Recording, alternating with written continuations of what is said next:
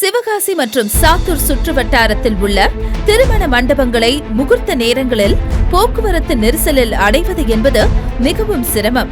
இந்த சிரமங்கள் இல்லாமல் திருமண மற்றும் சுப விசேஷங்களை மிகவும் பிரம்மாண்டமாக சங்கரி மஹால் திருமண மண்டபத்தை புதுப்பொலிவுடன் கட்டியுள்ளோம். சிவகாசி மற்றும் சாத்தூருக்கு மத்தியில் 100 கார்கள் மற்றும் 250 பைக்குகள் நிறுத்தும் அளவிற்கு பார்க்கிங் வசதிகளை நாங்கள் ஏற்படுத்தியுள்ளோம்.